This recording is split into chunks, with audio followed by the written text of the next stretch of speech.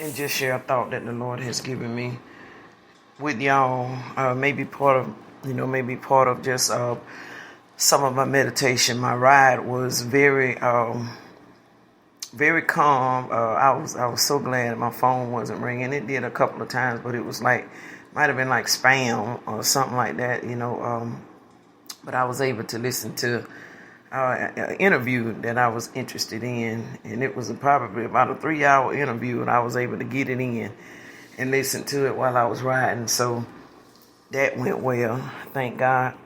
But First Samuel chapter 3, and I'm going to use the thought to talk to y'all to tell you that God is calling you. God is calling you. And when I say that in an effort to wake up more of who you are in you. To wake up more of who you are in you and what your purpose is. To wake up more of who you are and what your purpose is. So 1 Samuel chapter 3 and verse 1, it starts out saying, and the child, hold on just one second. Y'all give me just one second. Let me see. 1 second. Oh man, where is it at?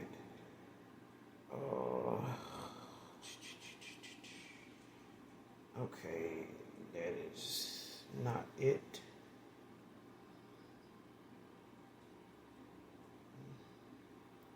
I do not know what's going on with my phone, but it is like cutting. When I tell you it's cutting up, it's cutting up.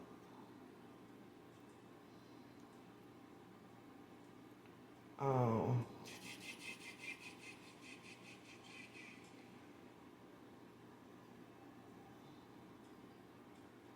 So, let's see here.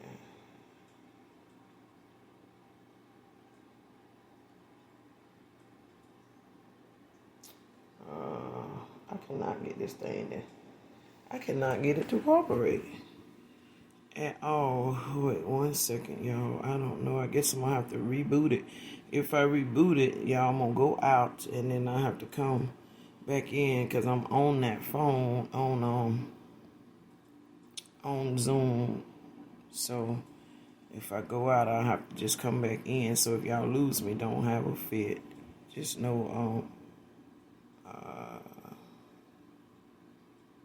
if you would,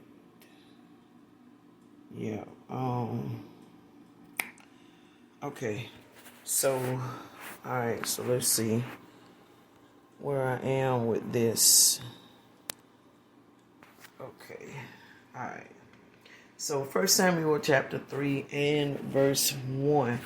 And it says this right here. And the child Samuel ministered unto the Lord before Eli. I like that. The child ministered unto the Lord before Eli. So Eli is his mentor, actually, like his priest, his spiritual father. And it says, and the child ministered unto the Lord before Eli. So that is an indicator that, anyone that you are mentoring and so should not ever feel like they can't worship the Lord in front of you. It also gives indication that Eli wasn't trying to be God to Samuel. That's a message within itself. Eli was not trying to be God to Samuel. He knew his role. He knew that he was just a watchman over his soul, but he was not God. So he was allowing this child to minister unto the Lord because that's who he needed to have his face fixed towards anyway. And the child Samuel ministered unto the Lord before Eli. And the word of the Lord was precious in those days. There was no open vision. I want y'all to really pay attention to this. Really see this. Allow yourself to just breathe this in. Maybe take your 3 deep breaths in and out right quick, like so you can really hear and pay attention to what is being said here. I want y'all to really, really, really pay attention and catch this, because it's a lot of things being said that are being missed in this day and time. People are not actually catching the revelation of what people are really saying, because they're wanting to hear what they want to hear, and they're wanting to hear what their mind has already perceived about a thing. So they're missing the details, and they're missing the facts of what is being said. It's being misinterpreted. Parts of it is being left out. Parts are being added to it and they're missing it. But now I want y'all to see where Samuel and Eli is at this particular time, and see just how important God is in this time. This young man, this young lad is ministering unto the Lord in the presence of his mentor. Then the Bible goes on to say that the word of the Lord was precious in those days, where there was no open vision. So all they had to go by was what they knew the Lord had said. That was all they had. All they could live by was what they knew the Lord had said.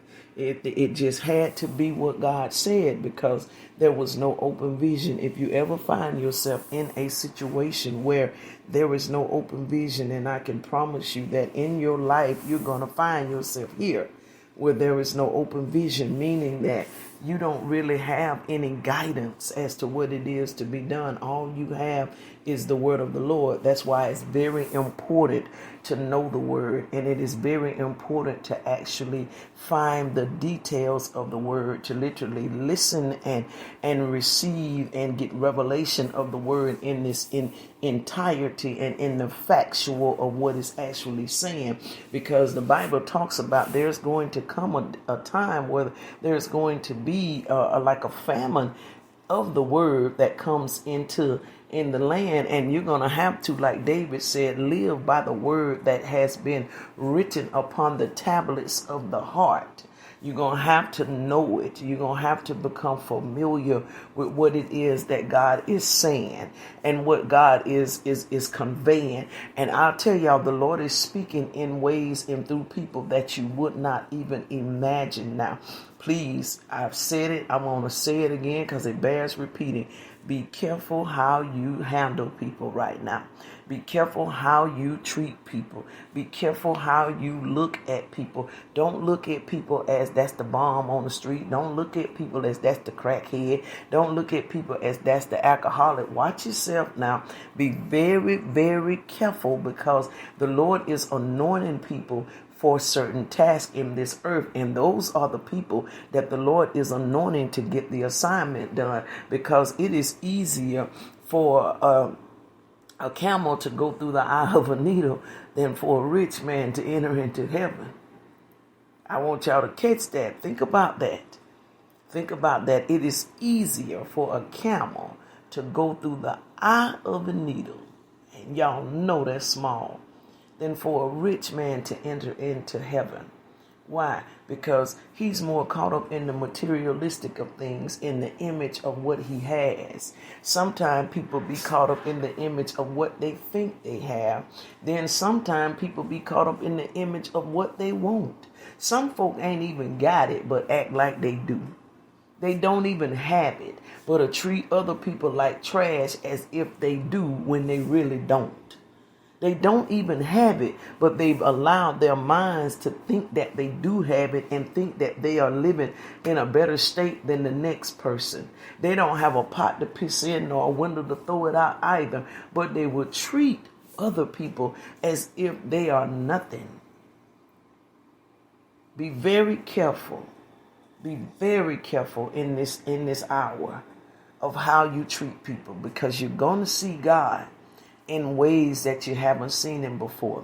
You're going to see God with people that you haven't seen God with before. And I'm telling you, and I'm not talking about you seeing God with homosexuals and lesbians and that kind of stuff like that. I'm not talking about that. But I'm talking about those that have the humility of heart.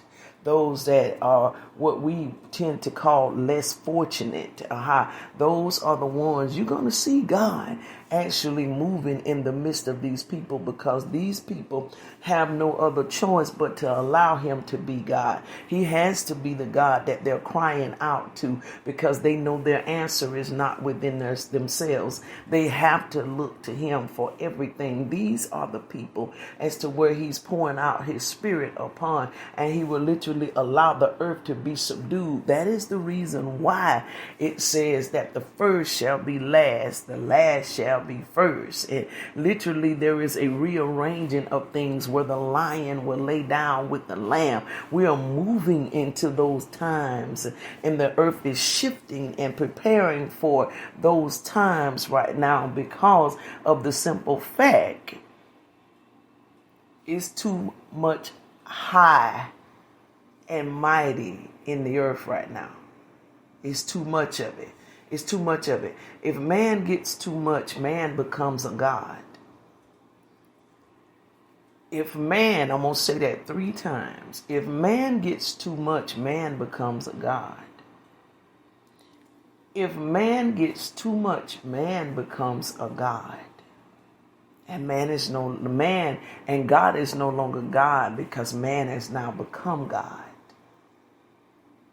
He has now become God. You can tell by the way man do when they get something. If when you get something, you begin to separate yourself from your roots, you done become a god. You done become a god. If it's them people, the vocabulary that's coming out your mouth, them people, them folk over there, those type words begin to come out your mouth, and you begin to look down nose at people, well then, you have become a god. And the image of what you think you have has made you that God. The image of what you think you have made you that God. It wasn't God, but it was the image of what you think you have. See, you think you have and think you have arrived. You think you have made it to a particular place. And it is because of that will make you look down on others, because you think you have. You think you have made it. It's very little people, very few, that have made it for real. Because in making it, it's when you get in those gates. That's making it. That's making it. When you make it to the mansion that Christ has prepared, that's making it. When you are still living in a brick and mortar that's made by man, you ain't made it, y'all. You ain't made it. When everything that you got that you deem so precious has been man-made, even if it say made in China, it was still man-made, you have not made it. You haven't made it to a point as to where you need to think that you are better than anybody else. You have not made it. If you still having to get up and go be on somebody else's clock, you ain't made it. If you still having to look at certain things to figure out whether you can afford to do certain stuff, you ain't made it. You haven't made it.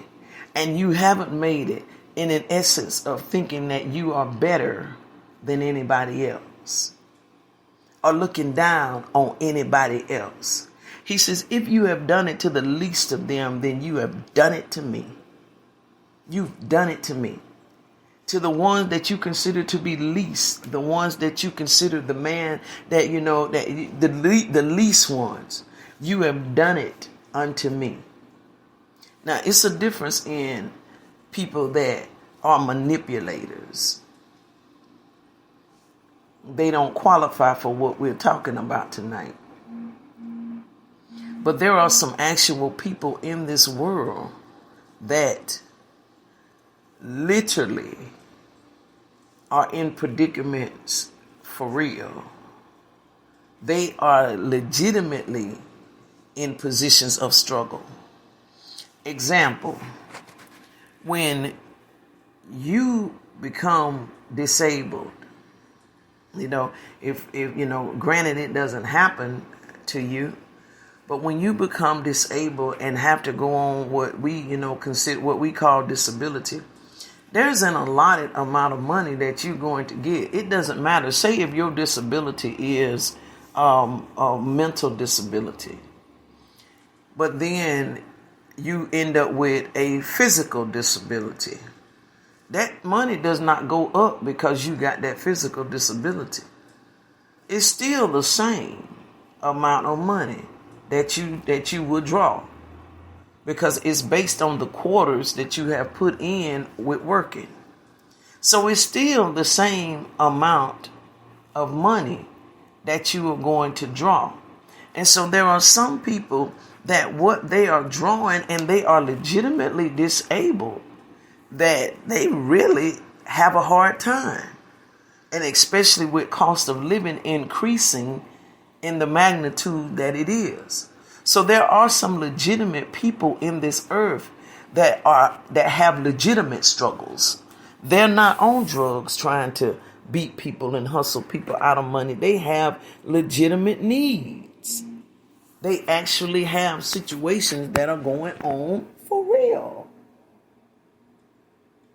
For real. And so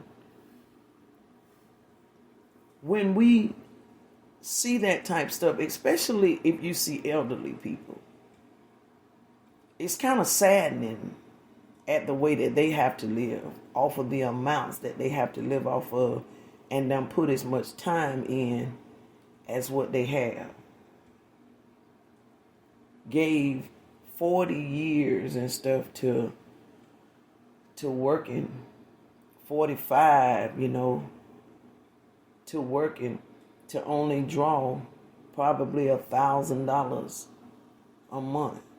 When just right there in op, you have rent, people charging $450, $550 for rent. You just think about the condition that puts them in. If they had to live like that, if that had, ended up being something that they had to do. You think about that. Now that is a legitimate place of need. So if it's a legitimate place of need, and I go by and I see it doesn't look as, it doesn't look as nice there, and all, the yard may not look as good, the place where they live in may not look as good, and I pass by there and I diagnose that.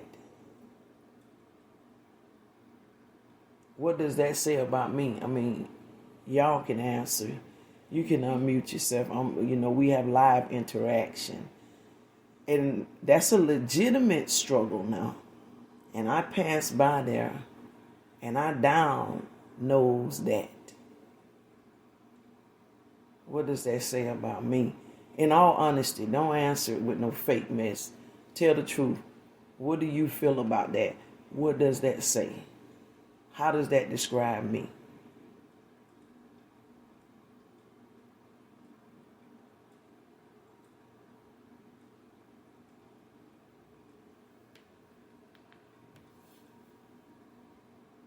Did I lose y'all?